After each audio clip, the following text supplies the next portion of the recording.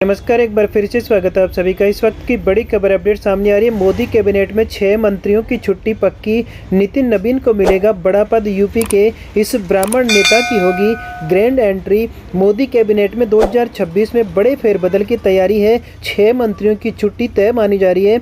नितिन नवीन को मिलेगा महत्वपूर्ण पद। वहीं यूपी के इस कद्दावर ब्राह्मण नेता की होगी ग्रैंड एंट्री। यह बदलाव आगामी विधानसभा चुनाव और बीजेपी संगठन के लिए अहम माना जा रहा है।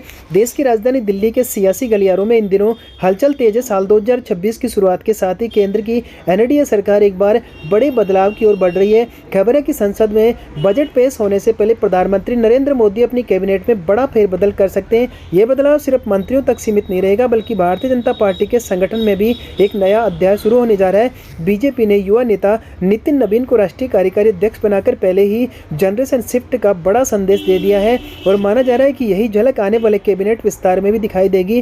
पुराने दिग्गजों की विदाई और नए चेहरों की एंट्री के इस खेल ने विपक्ष के साथ साथ खुद पार्टी के भीतर भी सस्पेंस बढ़ा दिया है। इसी महीने बीजेपी को नितिन नवीन के रूप में अपना नया पूर्णकालिक राष्ट्रीय अध्यक्ष मिल सकता है। सूत्रों की माने तो अध्यक्ष पद के चुनाव के ठीक बाद अगले महीने नेशनल काउंसिल की बड़ी बैठक होने वाली है। इस बैठक में न केवल नितिन नवीन के नाम पर मोहर लगेगी, बल्कि बीजेपी की पूरी राष्ट्रीय टीम का ढांचा भी बदल जाएगा। चर्चा है कि नवीन की टीम में अनुभव के साथ साथ भारी संख्या में युवा जोश को जगह दी जाएगी। यह पुनर्गठन आगामी विधानसभा चुनाव और भविष्य की राजनीति को ध्यान में रखकर किया जा रहा है। पार्टी के भीतर यह चर्चा आम है कि जो नेता पिछले कई सालों से संगठन के अहम पदों पर जमे हुए थे, उनमें से कई को अब चुनावी मैदान में उतारा जा सकता है या मार्गदर्शक की भूमिका दी जा सकती है। इस फेरबदल की सबसे बड़ी वजह राज्यसभा का समीकरण भी है। इस साल एनडीए सरकार के 6 मंत्रियों का राज्यसभा का कार्यकाल पूरा हो रहा है, जिनमें से 4 का कार्यकाल अप्रैल से जून के बीच खत्म हो जाएगा। माना जा रहा है कि इनमें से अधिकांश मंत्रियों की जगह नए चेहरे को कैबिनेट में शामिल किया जा सकता है। उत्तर प्रदेश की राजनीति के लिहाज से भी